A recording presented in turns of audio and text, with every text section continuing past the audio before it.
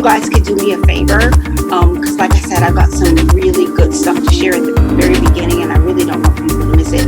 If you can share this on your pages, let folks know what you're watching, that would be awesome. Just share this on your page.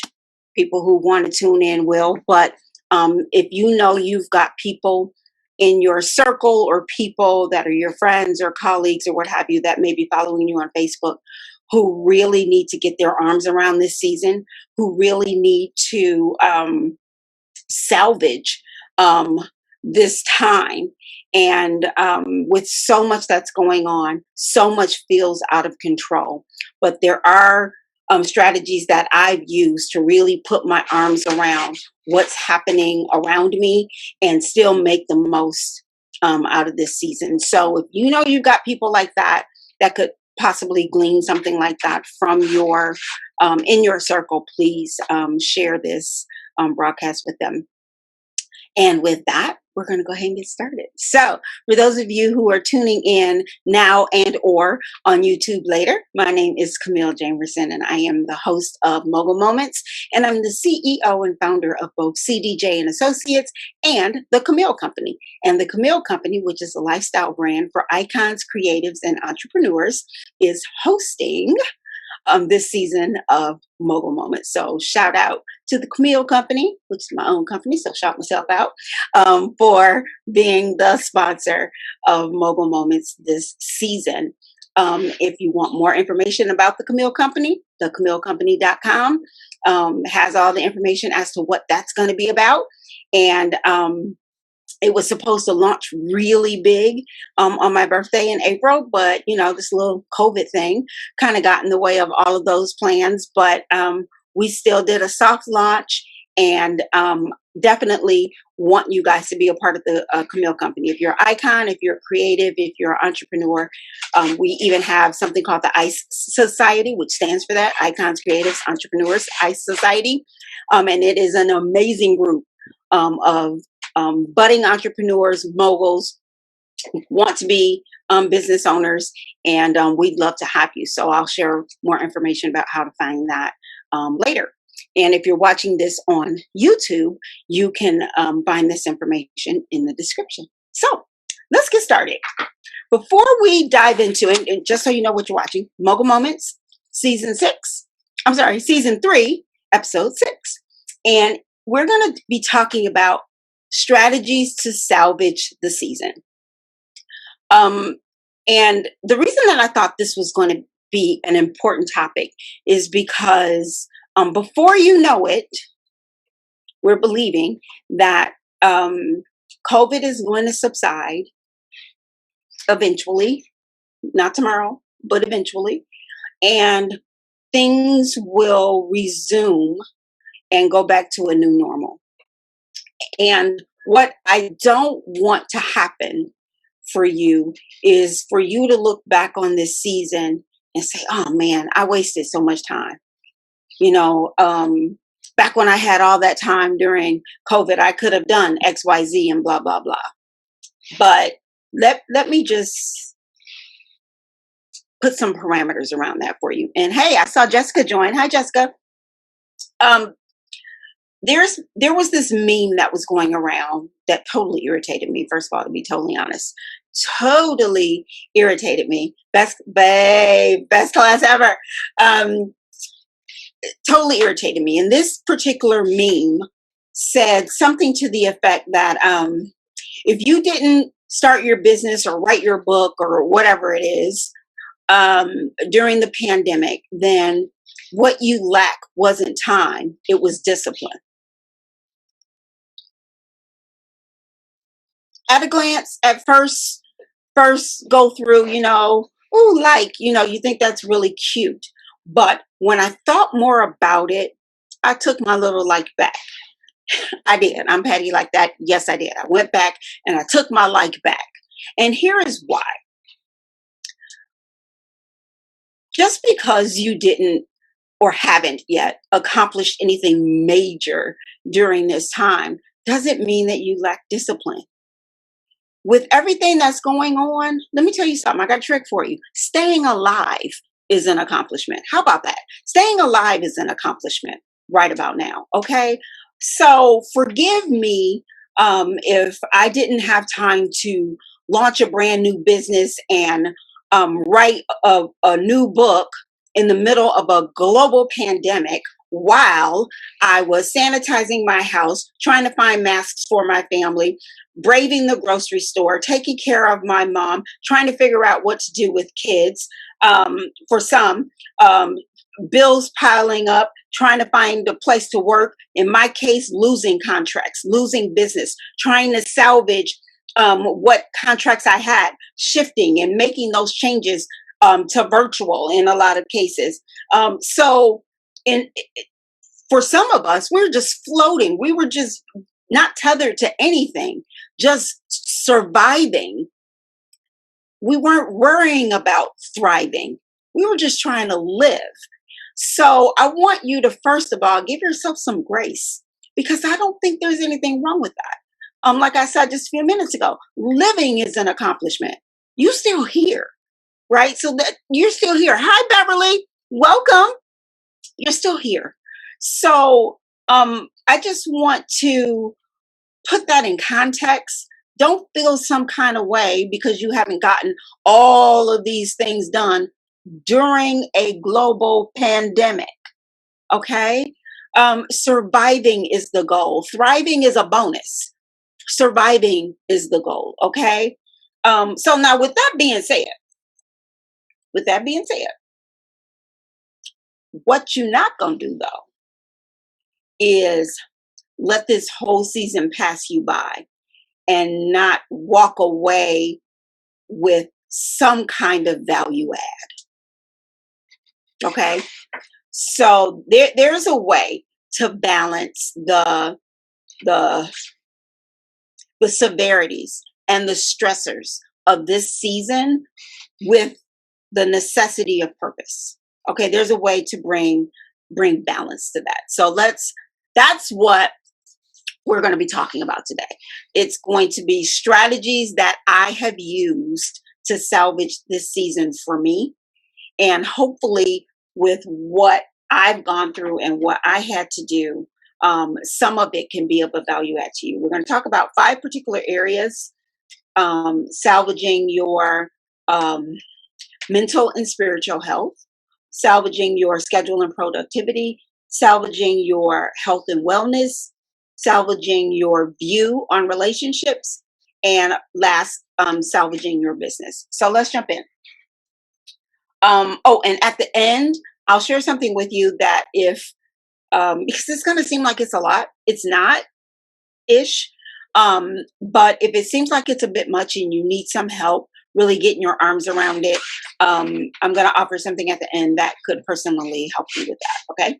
So first of all, salvaging your mental and spiritual health. There is a reason that I put this first. Because I think if this is out of balance or out of whack, you lose everything.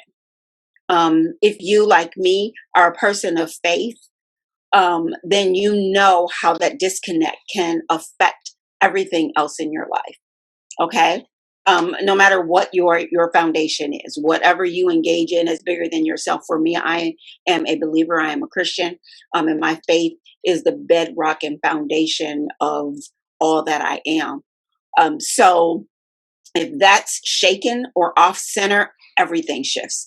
Everything gets off center. So if you've been distant from that part of your life, whatever that looks like for you, because of this virtual shift, because maybe you haven't been able to go to your place of worship, or maybe your regular schedule concerning that has been off, this is the time to re-engage. The way you salvage your mental, and first we're talking about spiritual health, is you need to re-engage. It may not be in the same place that you were going before. You might have to do something different. You may need to re-engage with someone else virtually. It may not be, like I said, in the same place. It might not be in the same way, but you need that anchor, right? Remember earlier, I talked about being untethered, like you feel like we're just floating in the wind here. because quite frankly, we have no national leadership. We have no national plan. We're still on the first wave for us in the States. We're still in the first wave. We haven't even gotten to the second wave yet. God willing, that will not necessarily happen the way that they believe that it may, but we don't really know what's coming, to be honest. And that can leave you feeling very unsettled. So if you are a person of faith, having that anchor is going to be important for you in order to salvage your spiritual health and well-being. And the only way to really secure yourself, be it in the physical or in the natural or in the spiritual, is to tie yourself or to anchor yourself into something that's bigger than you, right? Or something that's stronger than you, something that's more viable than you. So, for those of you who have ever watched Roots by Alex Haley, one of the cool things that I saw in the African tradition is that when a baby is born, they lift the baby up to the sky, and it's usually the father that does that. Lifts the baby up to the sky as a way of giving the baby back to God. And what they proclaim over that child is, behold, the only thing greater than yourself. Right. So it's a reminder to that child from birth on that there is something bigger than you. There's something greater than you.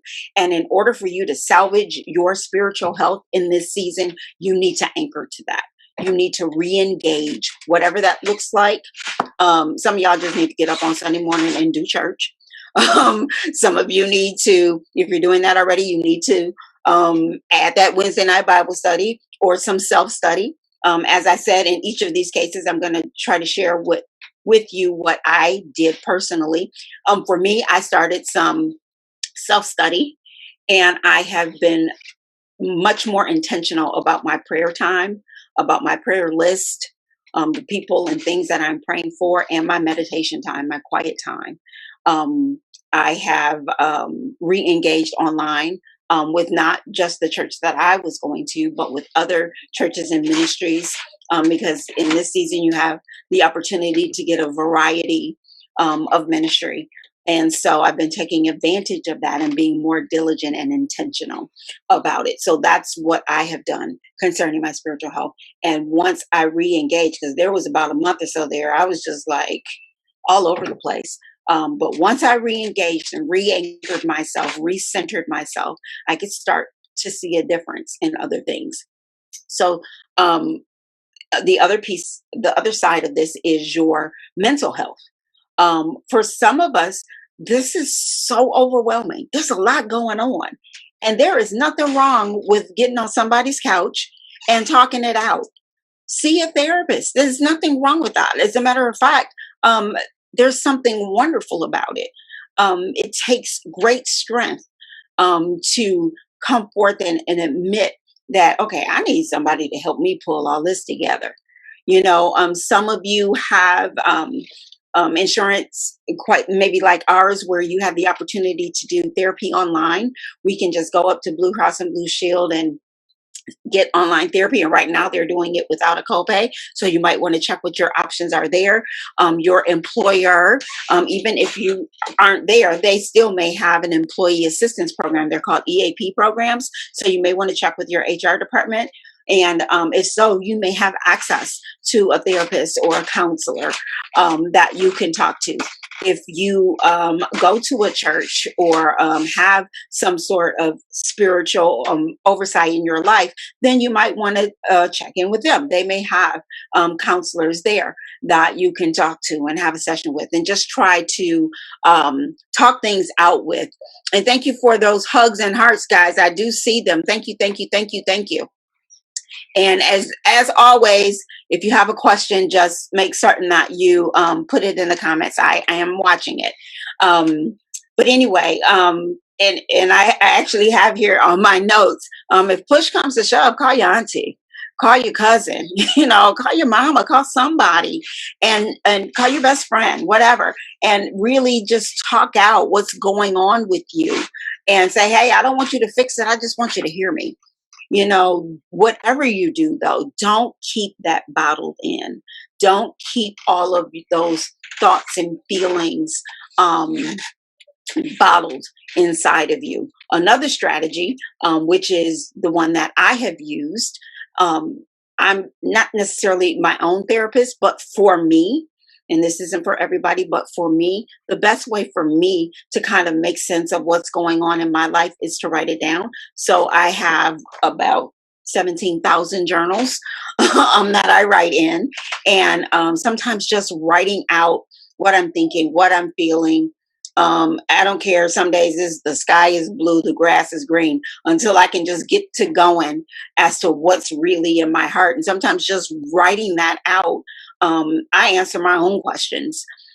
So if that is a strategy that you want to use, that's something that may help you. But again, we're talking about salvaging.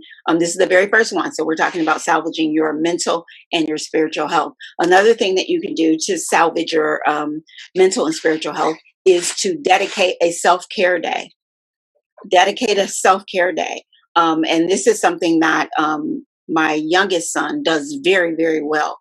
He will take his family and, head for the hills in a minute.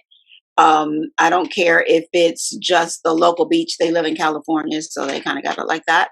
But even in the midst of all of this chaos, he finds a way to make certain that they get self-care, that they pull away from their responsibilities of their job, and they get away as a family and spend time together. The girls are able to get out and get some fresh air, hang out by a waterfall or something.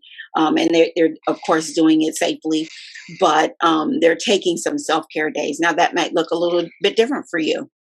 It could mean getting a facial, guys and girls. It could mean getting your nails done, doing a foot soak, having a hair or scalp treatment, all the stuff that you can do at home. It could be something as simple as trying a new tea and reading a book, right? It doesn't have to be anything elaborate, but you need to dedicate a day during the week, or one of the days on the weekend where you carve out the majority of that day to spend taking care of you, because you can't take care of anything or anybody else if you are scattered, right? Renee, who is hopefully still on here, talked about on her page earlier this week that she was getting out of the house and going to the farmers market. And I was so glad to hear that, because for some of us, we have been quarantined, depending on where you're watching this from. I'm in Michigan. I have been in quarantine since March 13th. I remember the day, except for the few things that I do outside of the home. I've been home. And so getting outside though and doing something, taking care of yourself, ministering to your needs is going to be important to bring that mental and spiritual balance. Another thing that you can do is plan some things that you can look forward to, right? I know that sounds simple minded, but actually it's an amazing motivator. So if you can schedule a couple of fun activities, and it doesn't have to be anything major. I've got one thing scheduled for every month for the rest of the year. I got one little thing scheduled.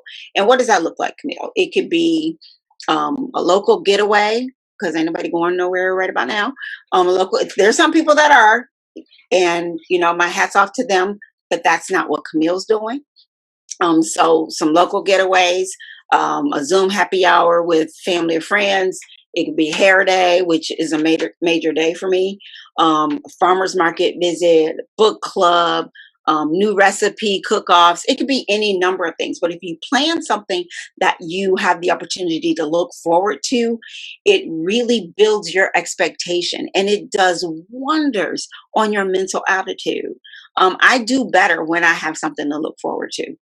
When I'm getting ready to go on a trip, because usually by this time of year, my husband and I, we do a spring trip, and we do a trip late fall, right before the holidays, because during the holidays, I'm usually gone with my family, my mom and siblings, for Christmas. So we plan those two vacations intentionally. And I'm telling you, that month countdown before that cruise or Cancun or wherever we're going, I'm the happiest person on earth because I'm just like, I don't care because in 28 days, I'm going to be on the ocean with my husband, right? You know, you don't care about nothing. You like, I don't care because I got 17 more days before I don't have to make up a bed, right? So, you know, you get these motivators and it changes your attitude. So we can't plan cruises right now. Okay. So plan whatever it is that will make you smile, but plan maybe one thing a month. Like I said, it doesn't have to be anything major, but plan like a little virtual getaway with your happy hour with your friends, or a local getaway where you're not going far, but you're going far enough, you know. Like I said, book clubs, new recipe cook-offs, take a cooking class. They're doing cooking classes online. There are all sorts of things that you can do that if you put it on your calendar and schedule it and you have something to look forward to, I guarantee it will lift your spirits. So again, that was salvaging your mental and spiritual health. Now we're going to go to another area: salvage your schedule and your productivity. So what does that look like? It looks like adding some structure to your daily routine. Some of us in this season have gotten incredibly lax with our schedule. We just kind of do whatever, we do just enough to make sure we still get paid, if that's the case, if you're working from home. If you are on unemployment or laid off, or in between all of this that's going on, our daily routine is get up. I might change out of my pajamas, I might not. It just depends. I'm gonna wash my face, brush my teeth, grab my cereal, watch TV, whatever. I might answer the phone, I might not. There's just no cadence, no structure, no daily routine. And in order to salvage your productivity, you got to change that. You do. You've got to change that. Even if you're not working, you should still have some structure. What do you do every Monday? Right? What's your cadence? What's your weekend cadence? What do you get done every weekend? Right? Are you keeping a calendar? Are you really? And it doesn't have to be anything elaborate. I mean, if you got Gmail, you got a calendar that you can use, right? Are you keeping a calendar to keep a schedule of what needs to be done? I don't care if it's on Monday, I clean the kitchen. On Tuesday, I clean the living room. On Wednesday, I take the laundry downstairs, what little of it is. On Thursday, I mop the bathrooms. On Friday, I clean the tubs and the outside, or cut the grass, whatever that schedule looks like. If you are working, you definitely need to be keeping a calendar so you can block out time during that day to do the things that you still need to do at home. Work with the other people in your family that are there, that are working. If you're like me, I'm working from home. My husband's working from home. One of my bonus daughter, she's working from home, and it's tough. I'm gonna be honest.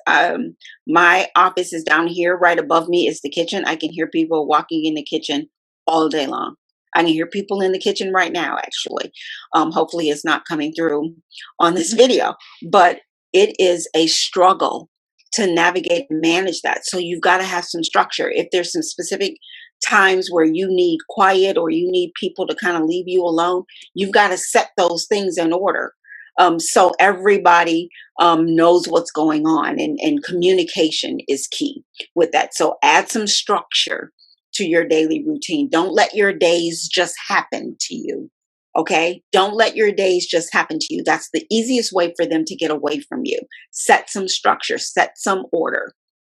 Okay. Another way that you can salvage your schedule and get some productivity is to this is a big one, plan your big quarantine project. Like, Camille, what is that? You just got through saying I have to write a book. No, you don't have to write a book. You can. Twisted knot, you can.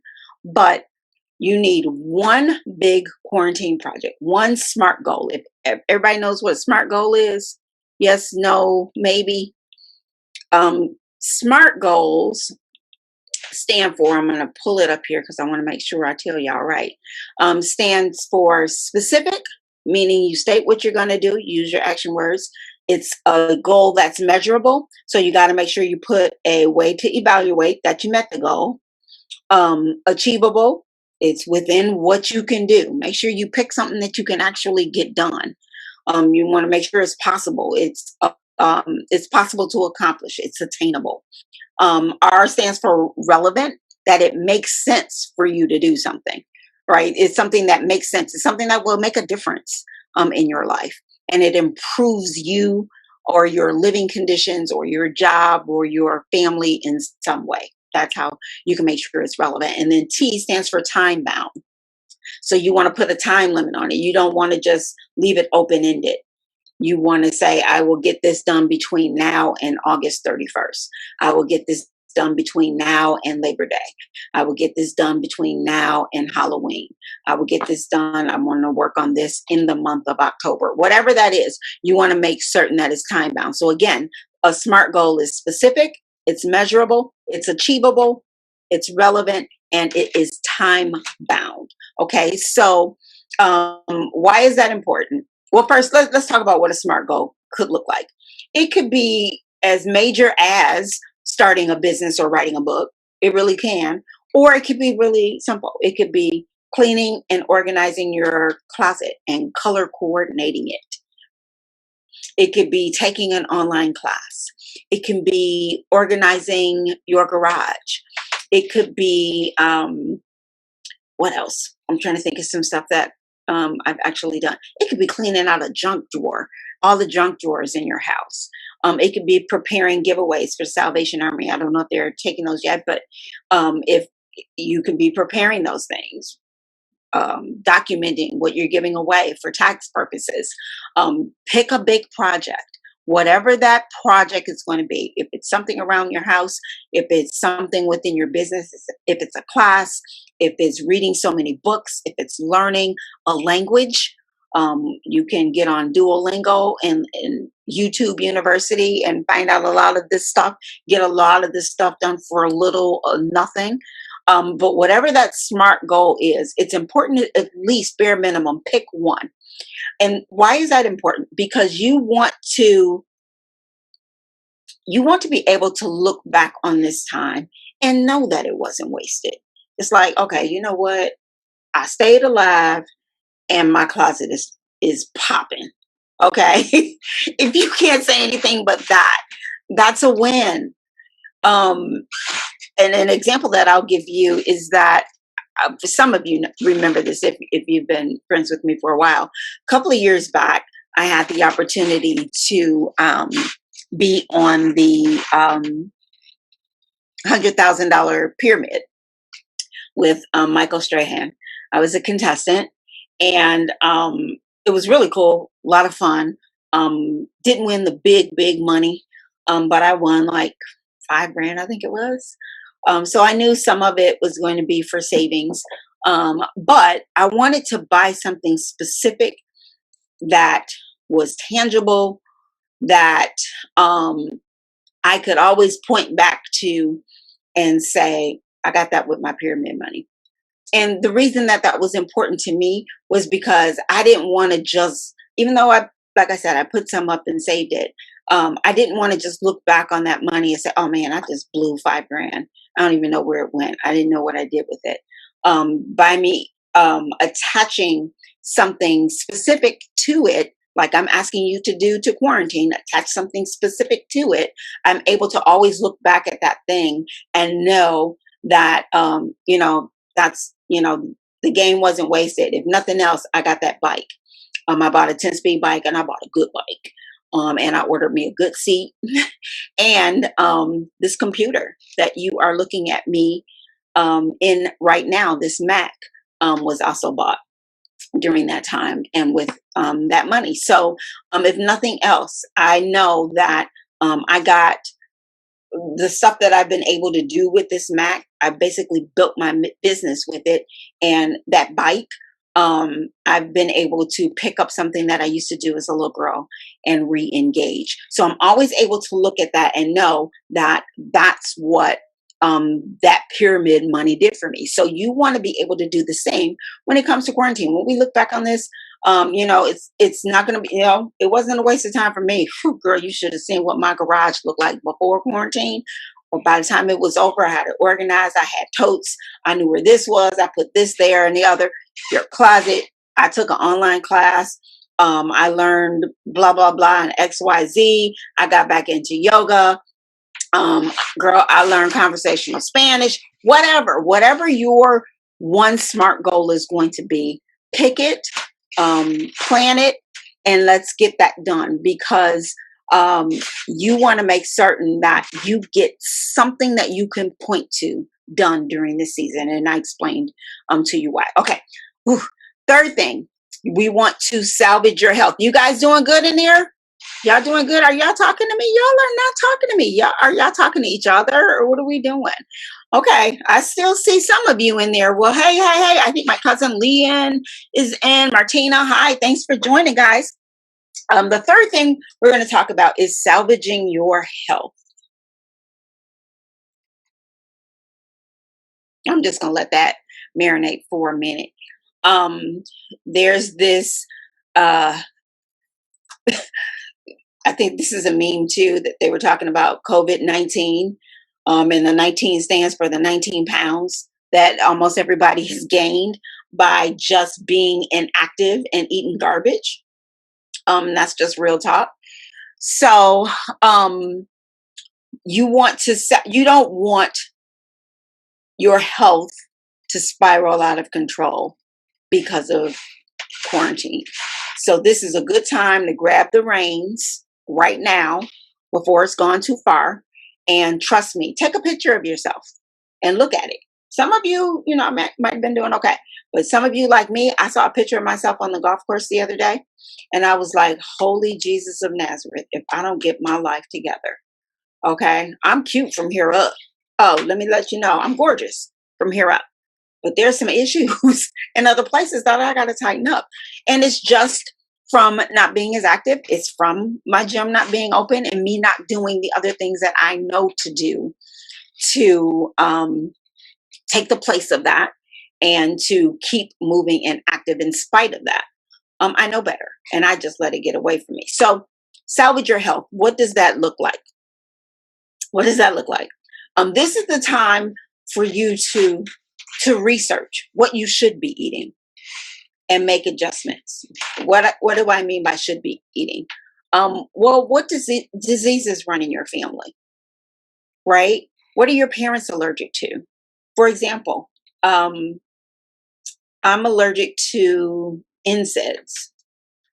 Had a major ulcer problem with these 3 years ago, three or 4 years ago, major problem.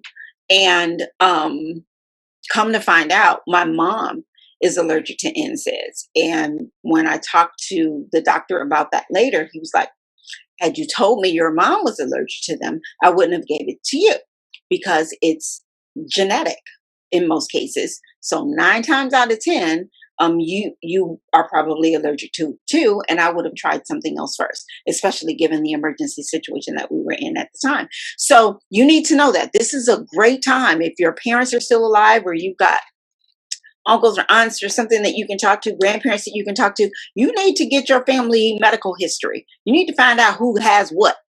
I went to the doctor, and the doctor, we and her were going back and forth about my blood pressure. And she was like, does anybody in your family have high blood pressure? I was like, no, not that I know of, no. And she was like, okay. She's like, because normally, it's genetic. She's like, but these are the things I want you to do to try to manage it. And if you don't manage it, I'm gonna put you on drugs, etc. So she was like, but you really need to double check. Call your mom I'm like, whatever. I'll call my mom, let her, ask her, Mom, anybody not family got hot pepper? She's like, girl, yeah, everybody got it. I had it, your daddy got it. And I'm just sitting there like, oh my God, are you kidding me right now? So if I had known that I really had a proclivity to that, there are certain things that I shouldn't be eating. There are certain things that I knew not to feed Black men because I knew that they had a proclivity to high blood pressure. I just didn't know that it meant me too. So this is a really good time to kind of get some information. Like ask your mama, ask your who got what, so I know what I'm working with. That being said, what foods should you cut out? What's missing from your diet? For me, it's water. I'm gonna just tell you right out the gate, because even through this whole thing, I'm telling you what I'm doing too. For me, it's water. I have major water struggles. I hate drinking water. I do. And Katrina hates for me to say that. I talk about Katrina all the time in my mogul moments, but Katrina hates for me to say that, but it's just true. I hate drinking water. And I figured it out. It's not so much that I hate water. I just hate running to the bathroom all the time. But I know how critical it is. I know how important it is. So I have to make a really conscientious effort to drink more. Right. So, oh my God, don't tell me Katrina just joined and I just talked about her. Great. Hey, Trina. Um, for me, it's water. So I have to make a conscientious effort to drink water and to make certain that I'm cutting out other liquids that would cause me not to want to drink water. So I have to cut back on coffee because, I have to cut back on, I cut soda pop out altogether. So for me, I'm working on my water intake. And another thing that I plan to do is kind of a detox reset. That's something that I do every so often, just so I can get my life together. And I don't, before I go any further, um, Katrina just said working kidneys are a good thing. Yeah. And given that my mom has major kidney struggles right now, should definitely be an incentive for me to do better in that area. Because she will be the first to tell you that she did not take care of her kidneys when she was younger. My mom would drink pop by the case. And I cannot remember ever seeing her drink water. Not ever. Not that she didn't, but it wasn't just such a regular part of her life that I would remember. I had never seen her drink water. My dad guzzle it, but not my mom. And so now there's a price for that. And so I'm learning, watching what she's had to go through by not grabbing hold of those issues early in the game. So I'm trying to do better by that and making certain that my kids see me drinking water and that my grandkids see me drinking water. But like I was saying, every so often I do a detox reset. What I was going to say was, please don't send me links to product shakes and all these chemical laden products and stuff you're selling. I don't do that. Okay. I don't, that's not a detox to me. I do it naturally with food that you're supposed to use to detox with, because I want to do it with stuff that I can do anytime without having to order a product made in a lab to detox with. I'm sorry, that's just me. So there are two that I do all the time. I'll share them with you if it's something that you are into. Well, besides those two, one I look to all the time, honestly, is Weight Watchers. Is old, tried and true. It's one that I always bounce back to every so often if need be. But one detox that I do every so often that is a really good reset for men or women is the some of you may have heard about it, the JJ Smith 10-day detox smoothie challenge. She has a smoothie challenge that's ongoing. You can kind of jump in almost at any time. She has a Facebook page that if you put in JJ Smith 10-day detox or something like that, smoothie, it will pop up. Air fryer game. Jessica. Oh my gosh. I'm going to get to that in a second. I just saw your comment, but I want to put this in the comment. So if you want to look at joining that challenge or get some more information about it, I'm going to put it right in the chat. And if you're watching this on YouTube, I'll make certain that I add it. But this is the 10-day detox smoothie challenge book. You didn't hear this from me, but there is a PDF of this online that you can find and download. But it's 10 days. The first couple of days are a little tough if it's not something you're used to, but I'm telling you, by that third or fourth day, you feel like a new creation. And by the 10th day, you really feel the difference. So every once in a while, I'll do this smoothie challenge just as a way to detox and give my body a break from processing meat and other harsh wheats and breads and all of that. Another one that I do that my daughter and I did together, it's a 30-day transformation challenge. This one is a little more involved and it was a little more intense. I'll just tell you that up front. But if you're looking for something major, it's one that I highly recommend. It's by Luther and Kathy Freeman, I think it is. And I'll put that in the chat too. But that one, like I said, a little bit more involved, but definitely a game changer. Me and my daughter did it together. So if you want to inbox me about, how we went about it or whatever, you're more than welcome to do that.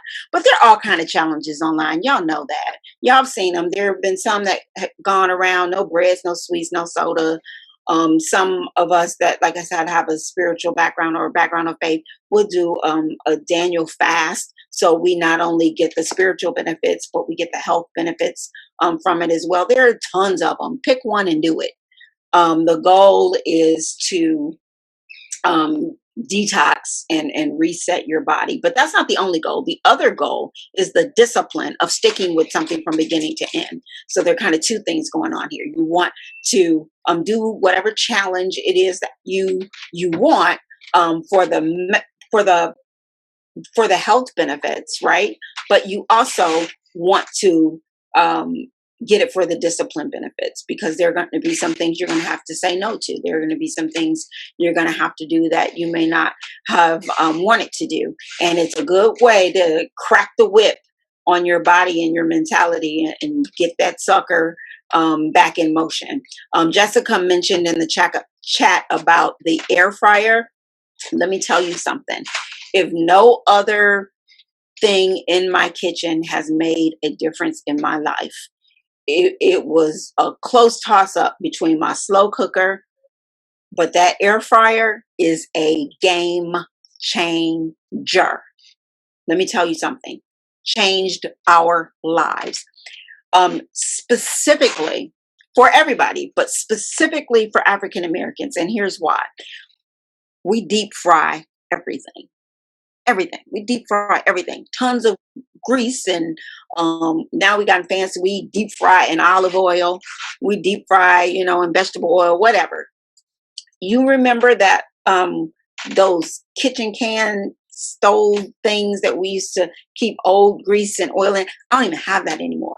That's because I rarely deep fry anything anymore. We might do it once a year since I've had it, because that air fryer can fry so many things in such a healthier way.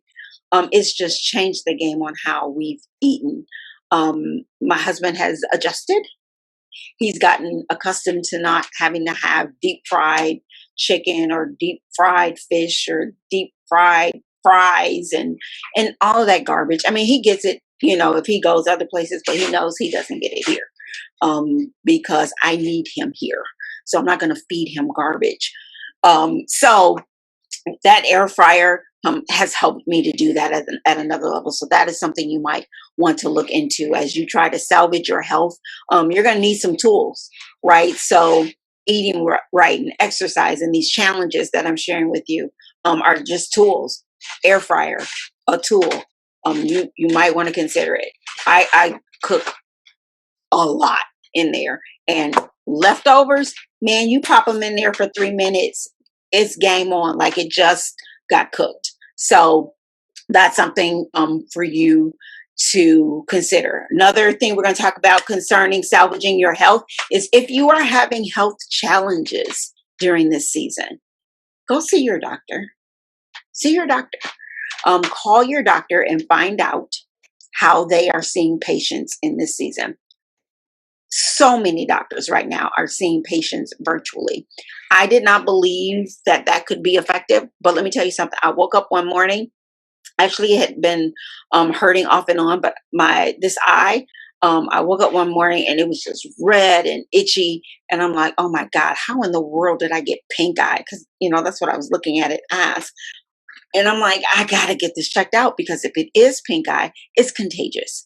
So I need to know that, because I'm around my mom on occasion, who is up in age and sickly, and I'm around my husband, and so I'm like, I got to get this checked out. So went online, scheduled an appointment via my health insurance with an virtual ER doctor, and y'all, I'm telling you, it was a game changer for me. I was in to see the doctor 5 minutes. I had to bring my eye up close to the screen so he could see it. 10 minutes later, he had diagnosed it, sent a script to my pharmacy, and I was done. Paid my little copay right online with my card, and I was done. 10 minutes, and I got seen right in this same very seat that I'm sitting in right now, right here in my office. So it was amazing. So if you're having some health challenges and you're, kind of hemming and hawing because you don't really want to be in a hospital in this current environment, I get it, but don't let stuff just go. If you, especially testing that we're supposed to be having, whether it's mammograms, whether it's cholesterol testing, really stay in touch with your doctor, because even though COVID is taking over so much of our medical systems, other health challenges are still just as important, and they can claim your life just as simply as ignoring them. So don't. Okay. Make those calls. Let your doctor tell you how they are seeing patients and what you can do to make certain that your health needs and your health challenges are taken care of. So the big one concerning in this one that we hate to talk about, but are we exercising? Are we moving? Um, Go outside. Go outside, especially those of us who live in the Midwest. I'm in Michigan, and our summers are about 70.2 days long, if that. So when we get sun and fresh air, we need to take advantage of it. Okay. Especially in this season. It's so easy to just stay in bed or stay indoors all day, and kind of hibernate, but don't. I don't care if you do nothing but go on the porch. Um, go on the porch, go in your backyard, go just stand outside for a minute, go sit in your car and roll the windows down, right? That's a great escape. People don't even know where you are. It's amazing. I do it all the time. Um, Go barefoot in the grass in front of the house for a minute. That's called grounding, and that's a whole nother subject for a whole nother day. Or you can look it up, but it does wonders in helping to settle you and bring you a sense of peace. And so I get it. There are no gyms right now, but there are personal trainers all over the place that you could work with. YouTube right now is a treasure trove of free workouts. You can find everything from Taibo to hip hop cardio, boxing, yoga, Zumba, and even on demand cable. If you still have cable, on demand, they have a lot of things that you can tap into to get free workouts. And you can pick how many minutes you want to work out, pick what category you want to exercise in, and go from there. So as for me, I still have to step up a lot more in this area. My goal is to get back on my bike and to finish. I had started Taibo and then slacked off again, and that's kind of an old tried and true for me. So I'm going to take that back up. But one thing that I did do in this area and have done well is that I had a goal of learning golf. this summer, and I thought that that wasn't going to be a possibility because of everything that was going on. But the person that had promised to teach me called and said, "No, we're still on." Of course, we had to take precautions. There was social distancing, but with golf, you can really social distance. So I've been learning golf in this season. I am horrible at it, but I'm having a great time learning something new.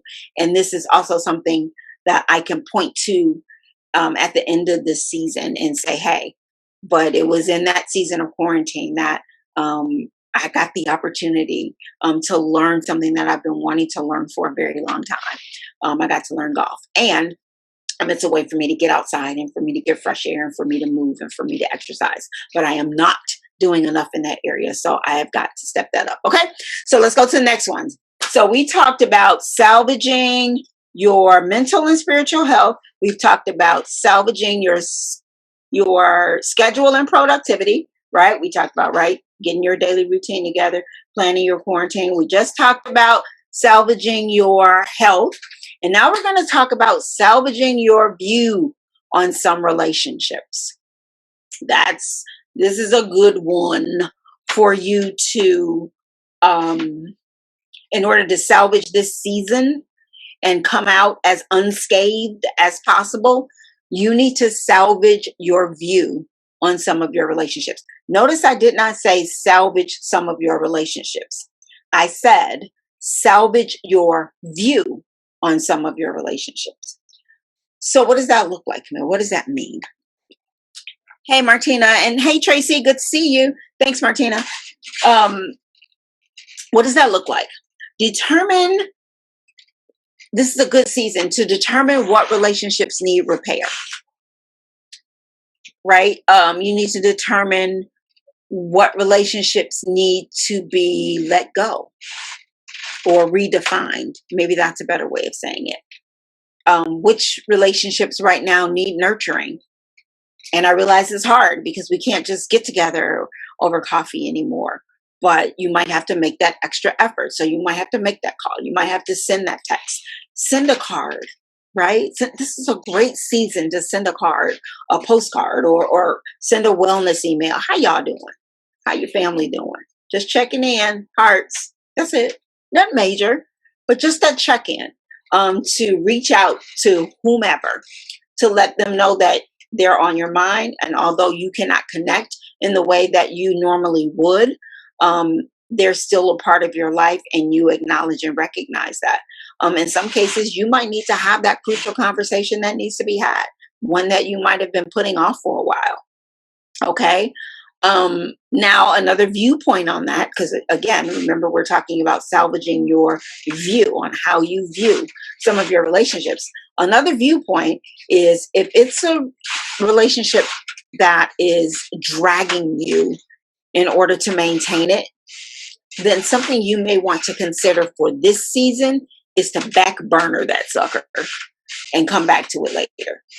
That doesn't mean that you're not their friend anymore. It doesn't mean that you hate them or anything like that. That's not what it means. It means just what I said. It means you're putting them on the back burner for a minute during this season.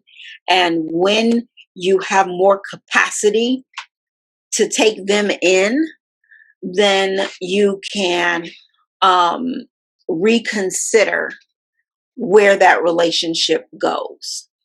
Okay, does everybody understand what I'm saying? So again, this is another way of looking at it. If the relationship is dragging you, if it's heavy and hard to maintain it, there is extra effort that's going to have to be made to nurture and keep that relationship. If you don't have the capacity to do that right now with everything that's going on, you need to back burner that, because you don't want to destroy the relationship because you don't have the temperance to manage it right now.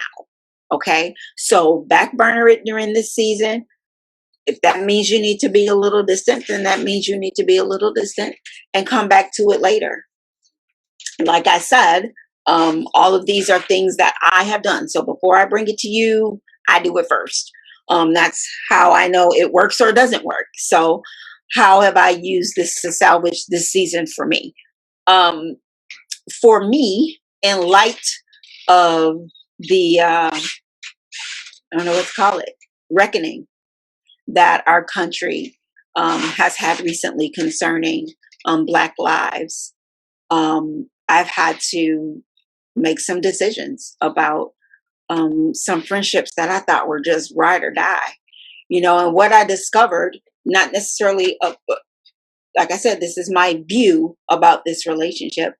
I discovered about me that if this had been about blue-eyed blondes getting killed in the streets, there would have been some folks' houses that I would have been on their porch, like, what are we doing? I'm writing signs. I called my sons, I called my kids, they're coming over. We're all protesting together, girl. What do you need? Blah, blah, blah. We would have been ready to fight because I don't play about my friends. I don't play about my friends and I don't play about my friends' kids. If I'm your friend, I'm your friend, right? But what was funny is that when this whole thing jumped off, there was nobody that I thought would be there doing that for me. So what I figured out is that, but let me add this though, there were some people though who I did not expect to step up that did, right? So it balanced itself out. I had people calling me like, hey, I don't know what's the right thing to say, but if you tell me, I'll say it. Help me understand. Are you good? Are your boys good? What's going on? Help me to be better at this. I mean, those kinds of conversations where I know they just made that extra step to want to understand, to want to be a part of what was going on with me, to want to know how they could be better, and how they could be a better friend to me during that time. And it was from people, like I said, that I didn't expect that from. So, what did I learn? My viewpoint on some of these relationships is that, and it's a meme that says this: stop jumping over an ocean for people who won't hop over a puddle for you, right? Because my expectation of them not meeting my expectation is not their fault. They didn't have the expectation I did. So for me to put my expectations on them and then get mad or upset when they don't meet them, that's not on them. I didn't verbalize those expectations. It's just what I would do for them. Right. So my expectation was that they would do that for me. Well, that's not fair. Right. So I had to reevaluate, reevaluate, and recategorize some of those relationships. So, what I would recommend to you is that you put people in their seat in your life. So, if you imagine a theater, there are some people that are on stage with you, period. They in the spotlight with you. More than likely, if you have a spouse, that's your spouse. Those are your kids or your very, very, very, very, very ride or die close friends who are like family, whatever. They're on the stage with you, right? Normally, I have very few people that meet their criterion. And then you've got folks in your first couple of rows in the theater that, if you reach out to them, they'll be up there. They would be ride or die with you. Then you got folks that are kind of in the mezzanine. They're watching everything that's going on because they have a very different view from up there. They're a little distant, so they're on the outside looking in, but they're able to see things that you aren't able to see because of their broader view. Right. So they're in the mezzanine. And then there are people, I'm going to just be honest with you, that are in the parking lot. Right. They're in the parking lot of the theater. God bless their hearts. But they just don't have a ticket to your life anymore. And there's nothing wrong with that. You don't have to hate them. You don't have to unfriend them. They just got a different spot. And there's nothing wrong with that. We are looking to salvage this season, and there's a lot going on. You've got to have grace, and you need to let people know that you need them to have grace for you. Okay. So remember that theater analogy: put people in their seat in your life. Okay. Put people in their seat in your life. Everybody thinks that they're on the stage with you, but they are not. Okay.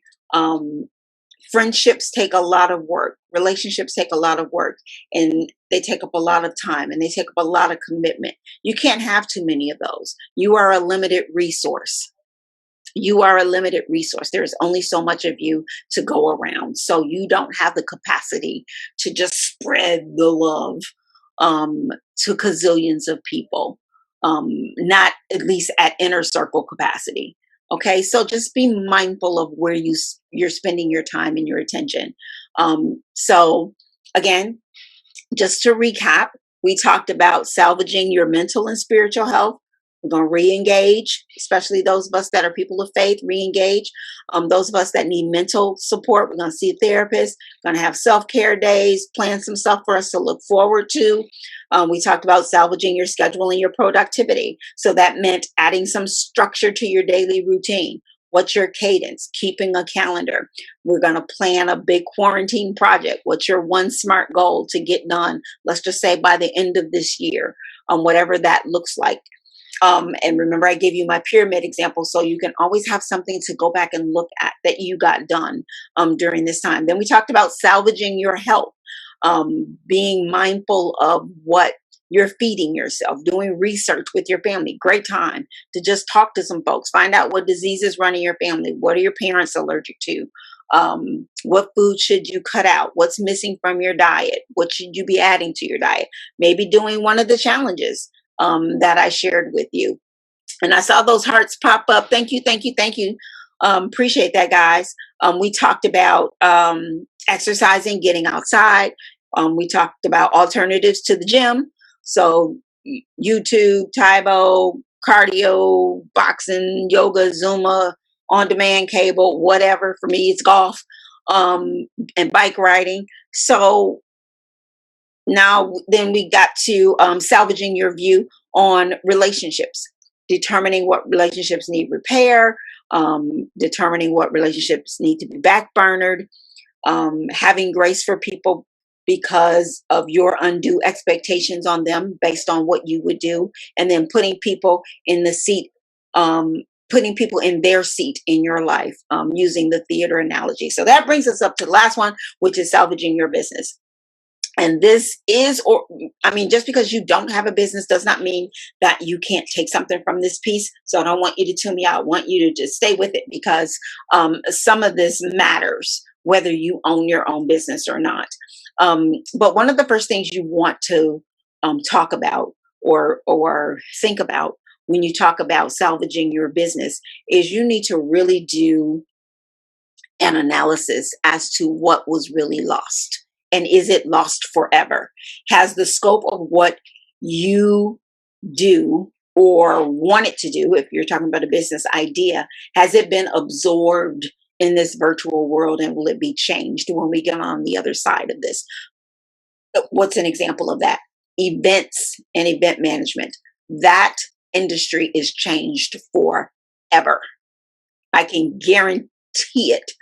Does that mean we're not going to have conferences anymore, or expos and all of that stuff? No, it doesn't mean that.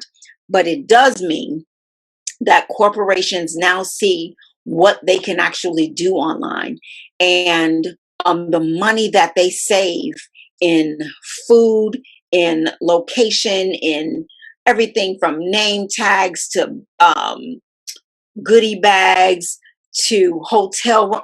I mean, the money that they save is enormous. They could bring in top line speakers, put them in front of a virtual audience, charge a ticket price, and gain nothing but profit, save what they have to pay the speaker. Right? So events are changed forever. I can guarantee that. So people in that industry now have to make a pivot and a shift to how do they make virtual events better? How do you balance both a virtual event and a live event? How do you make people that are attending virtually feel a part of the process? Blah, blah, blah, blah, blah. Churches found themselves in this very thing. Some of them had never been online before.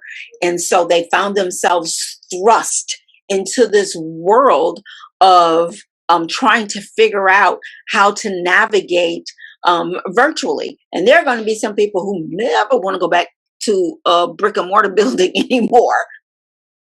I'm sorry. They love the fact that they can just get up and worship at home, and then go and visit their mama's church by the click of a few buttons, and then go visit their sister church with a click of a few buttons. I mean, it's amazing. I love it. Do you miss some of your friends and family? I mean, if you're an extrovert like my husband, probably. But us introverts, I mean, we're having a great time.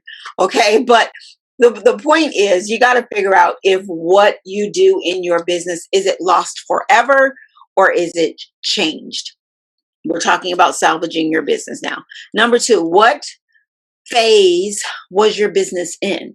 Right? Was it in the idea phase? Was it new? Is it operating? Is it established? And determine, can you still move forward in this current model, or do you need to pivot and do something else altogether? And now is a good time to figure that out. That's why you see so many retailers closing, because they realize people really don't have to go to the mall anymore, right? I can go on Amazon and order a whole new wardrobe. It'd be here Friday, bare minimum, right? So that whole go to the store to shop concept is changing. And so many of those real retailers are feeling that pinch. So they either have to pivot and do something else altogether, or in their case, they have to close. So you need to look at that for your business as well. Do you need to make a pivot? Do you need to change? Do you need to give your clients or customers a different method of access to you and your product, or do you need to really start considering doing something else altogether? Okay. Number four, and this is one of my favorite things. I saw it on somebody's page today, and it's something that I used to even say all the time. But for your business, you might need to get an angel investor. And you're like, Camille, ain't nobody invest in no money right now. Listen, you might have to work a 9 to 5 to fund your dream and your vision. And there is absolutely nothing wrong with that. Okay. That's what I call an angel investor. They're using you to do whatever work it is they want you to do. I don't care what it is. It can be working at the Amazon warehouse, whatever. It could be whatever it is that you're doing. They're using you to do that, and they're giving you a check. You're using them to get the check so you can fund what it is you really want to do. So you're doing what you may not necessarily want to do so you can fund what it is that you do want to do. And there's absolutely nothing wrong with that. I've Ubered before, just FYI. Now, disclaimer, I wasn't doing that to pay bills or to eat. I mean, my husband takes good care of me. I don't want y'all to come after Mr. Jamerson. Got his wife out here Ubering in these streets. No, that's not what it was. But when I found out what the model was, and this is way early on with Uber, I was like, well, shoot, I can do that. Just driving people around. I'm like, that's like old school jitney. And you get paid for that? Oh, I could do that. And I did it for a while. And it was kind of cool. I got to meet people or whatever, but eventually work got to be too much and I couldn't continue. But yes, I've done that before. I've worked 2 jobs before. I've worked in a plant before. Yes, Camille has worked on an assembly line. I did axles and brake lines. So I worked in chassis, which is the dirtiest part of a plant. I've worked, I think, one paycheck I remember for 1 week. I had worked 71 hours. So that's 12, 15 hours a day, every day that week. I got 71 hours for 1 week. So I have spent a lot of time punching the clock and grinding. So I do not begrudge anybody who needs to fund their dream using a 9 to 5. There are some people that are funding their dream using grants and loans that they got to pay back and other things, and that's fine. That's one path. But another path may be that you need to punch the clock for a minute, and there's absolutely nothing wrong with that. So if you want to salvage your business, that's another way that you want to look into that. And we're on the last thing. Guys, don't forget, drop in any questions. You guys are really, really quiet.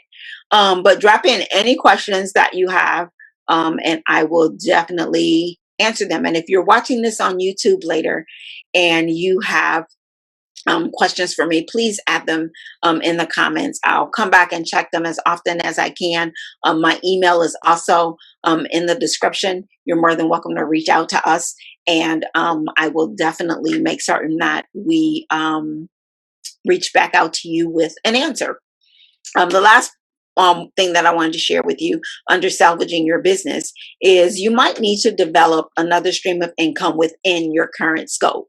So for me, I see those hearts. Thank you. Thank you. For me, what I did was I expanded my scope. So CDJ and Associates primary business is entrepreneurs, small business owners, um, public figures, and political figures, right? But I expanded my scope to include churches. Why? Because again, churches got thrust into this virtual world that a lot of them were not prepared for. So all of a sudden they needed new ways to communicate with their congregation. And so I was able to come in and help them set up a strategy and build their graphics and branding to help them communicate online, and then build thumbnails for the gazillion videos that they had now to help keep identifiers on their product.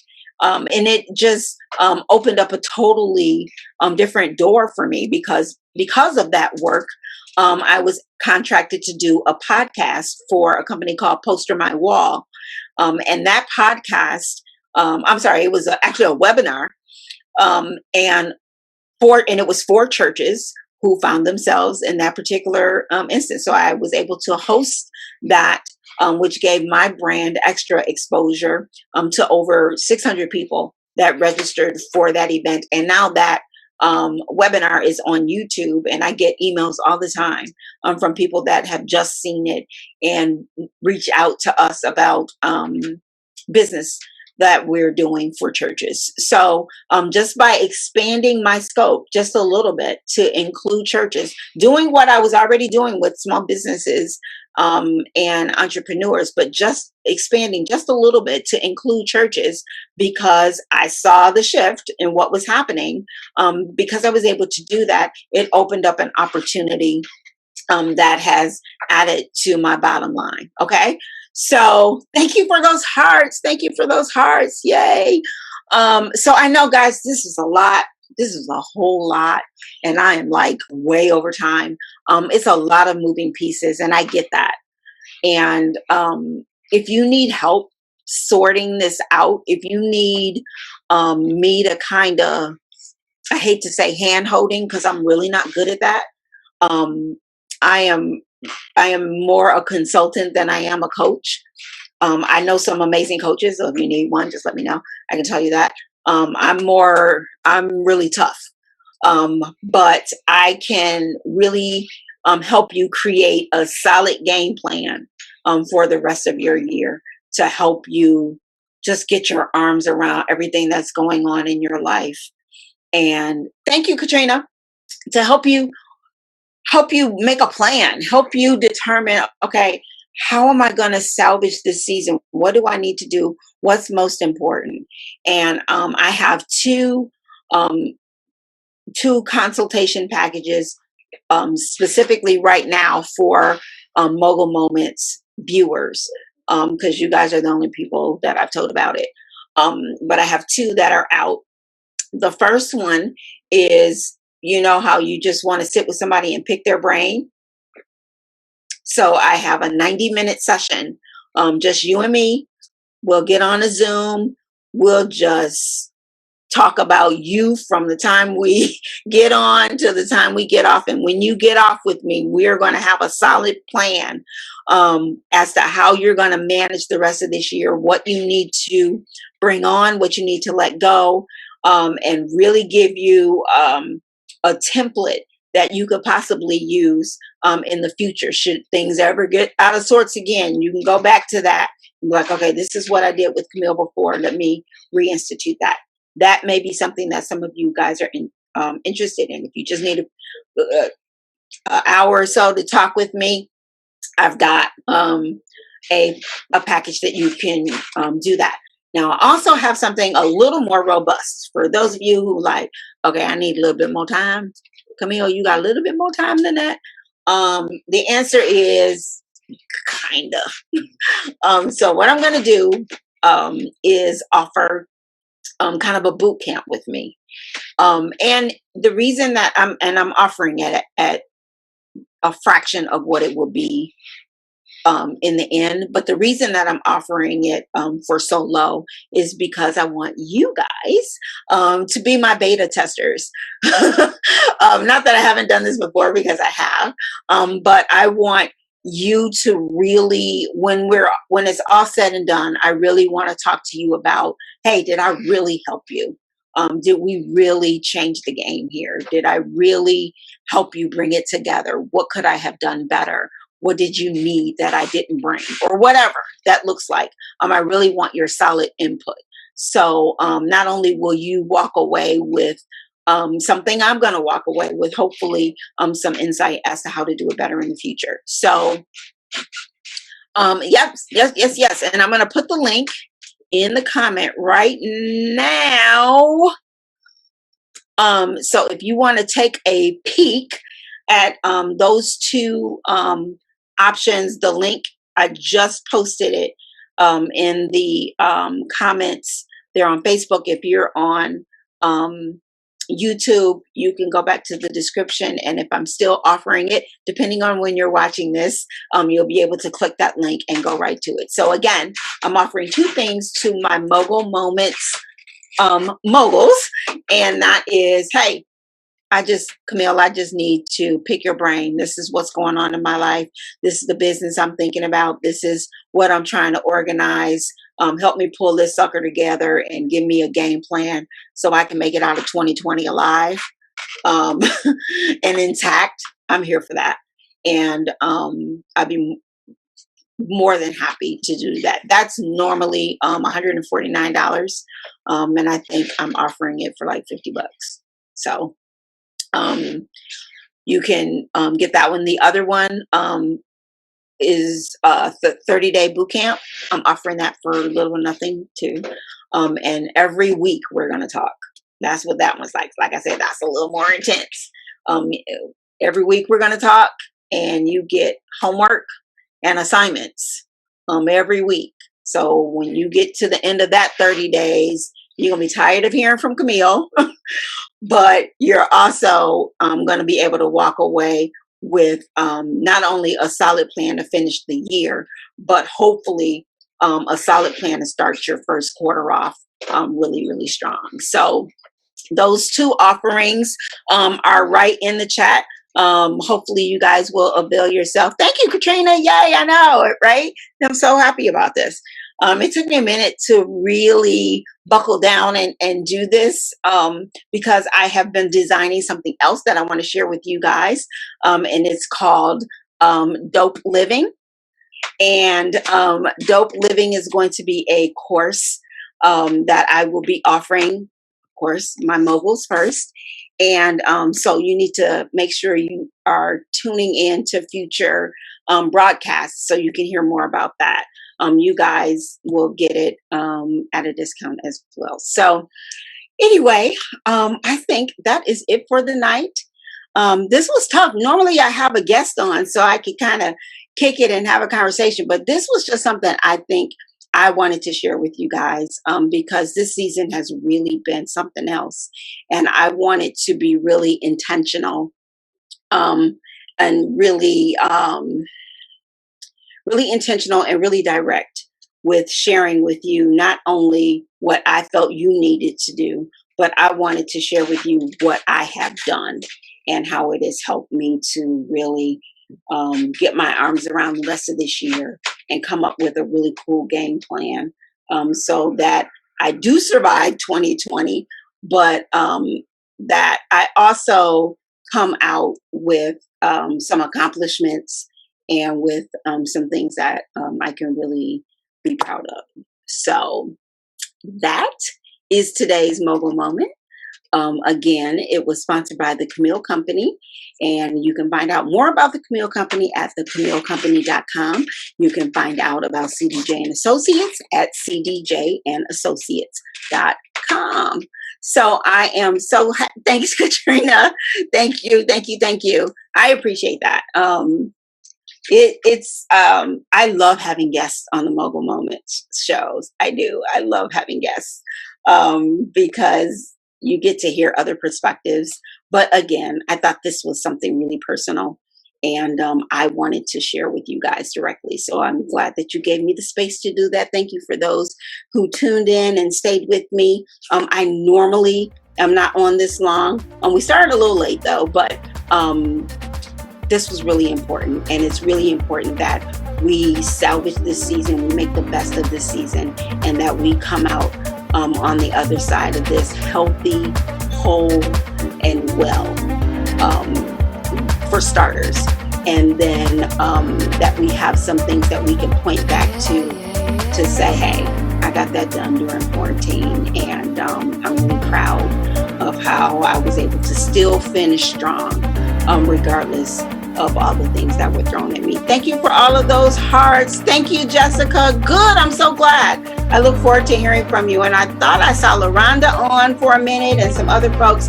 Thank you to all you guys. Thank you to Katrina and Renee, who always jump in. Thank you to my family who jumped in to listen. I appreciate you guys. I'm going to get ready to go and get some rest. But thank you guys for tuning in to this episode of Mogul Moments. Look forward to talking to y'all next week. Take care.